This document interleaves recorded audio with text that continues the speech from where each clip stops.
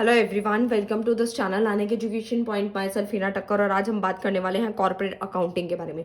जी हाँ, आज आप लोगों का कॉर्पोरेट अकाउंटिंग का पेपर है, तो मैंने सोचा कि क्यों ना आप लोगों को एक मोटिवेशन मिल जाए और साथ ही साथ जो बहुत सारे बच्चों का कन्फ्यूजन है वो भी दूर हो जाए।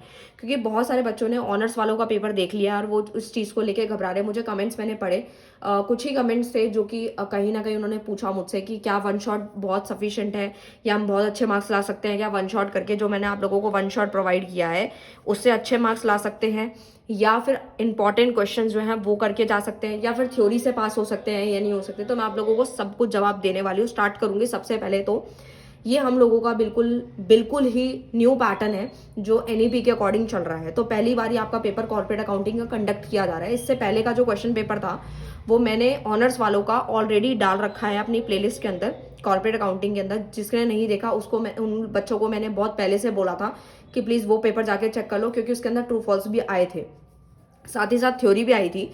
तो मैं हमेशा से कहती हूँ और मैंने बहुत पहले कम्युनिटी पोस्ट में एक चीज़ शेयर करी थी कि आपने कॉर्पोरेट अकाउंटिंग की एक एक वीडियो बड़ी काम की है।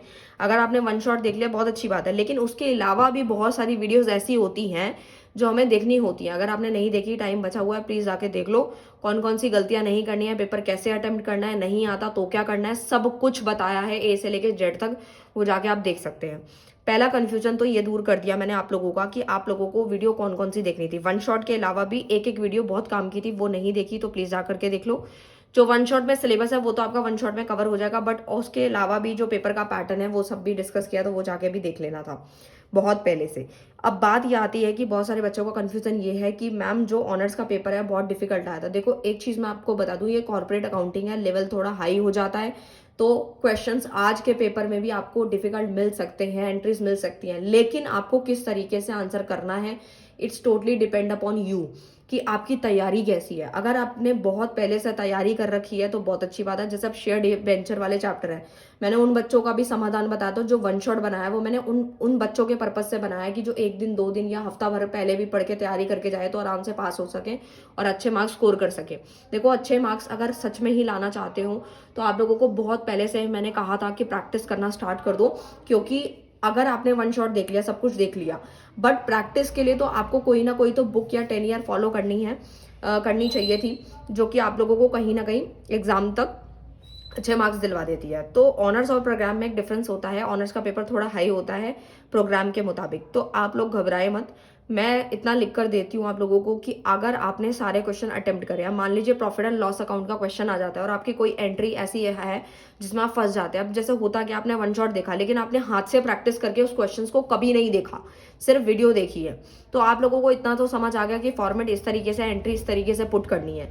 लेकिन आपको अगर लगता है, पहली बात तो टाइम मैनेजमेंट, इसके ऊपर भी वीडियो बनाया था, प्लीज वो भी देख लेना। अगर आपने एक ही क्वेश्चन में 1 घंटा लगा दिया तो आप सोचो कि आपके कितने सारे क्वेश्चंस रह जाएंगे। मैं फिर से बोल रही हूँ कि जिस भी एंट्री में आप फंसते हैं वो एंट्री छोड़ दो, अगली कोई एंट्री अगर सही से आती है तो वो कर लो। क्योंकि ऐसा तो है नहीं ना कि एक एंट्री छोड़ दोगे या 2 एंट्री छोड़ दोगे तो पूरा क्वेश्चन ही गलत हो जाएगा, है ना, ऐसा तो नहीं है ना। भले ही आपका आंसर एग्जैक्ट नहीं आएगा, फॉर एग्जाम्पल आप बैलेंस शीट बना रहे हैं और आपकी बैलेंस शीट टैली नहीं हो रही है तो एक आध नंबर चला जाएगा, बाकी जो एंट्रीज है उसका तो नंबर मिलेगा ना। तो आपका मेन फोकस एंट्री की तरफ होना चाहिए, आंसर की तरफ नहीं होना चाहिए, इस बात को बिल्कुल याद रखो। वो बच्चे आंसर की तरफ ध्यान रखेंगे जिन्होंने बहुत पहले से बहुत सारी प्रैक्टिस करी है, बहुत सारे बुक फॉलो करे हैं, तो उन लोगों को बहुत सारी प्रैक्टिस मेरे हिसाब से हो गई होगी जिन्होंने तैयारी बहुत पहले से स्टार्ट कर दी थी। और वो कमेंट्स कर रहे थे, मुझसे डाउट भी पूछे उन लोगों ने, मैंने जवाब भी दिया उस बात का।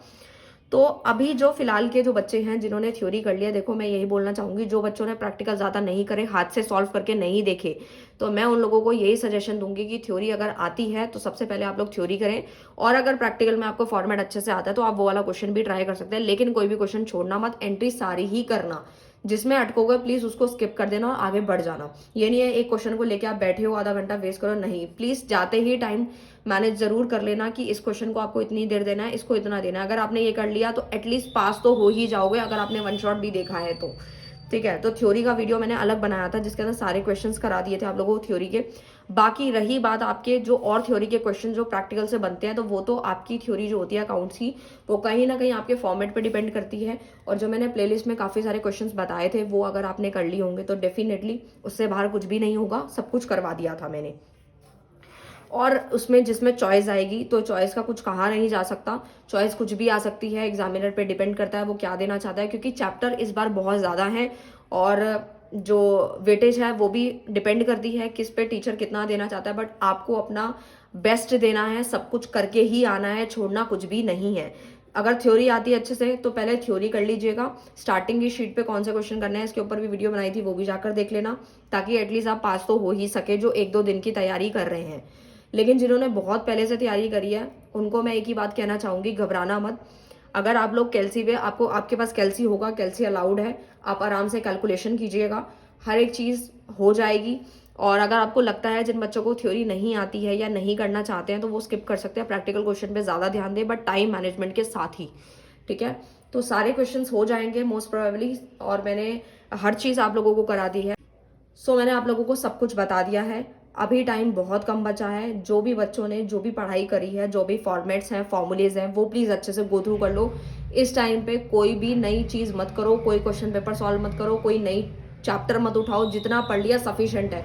क्योंकि अगर आप एक चैप्टर का या एक टॉपिक का लालच करेंगे कि हाँ ठीक है ये वाला इंपॉर्टेंट है या ये आ सकता है या वो आ सकता है, तो इसके चक्कर में जो आपने जितना सब कुछ पढ़ा है वो भी चला जाएगा माइंड से। तो अभी आप सिर्फ उसी पे कंसंट्रेट करें जितना आपने पढ़ा है, क्वेश्चन अभी ना करें फिलहाल के लिए, आप बस फॉर्मेट पे ध्यान दें ताकि क्वेश्चन। और हाँ एक चीज़ और जो सबसे इंपॉर्टेंट है, मैं फिर बता दूं, कोई भी क्वेश्चन की जो एंट्रीज होती है वो सेम नहीं होती है।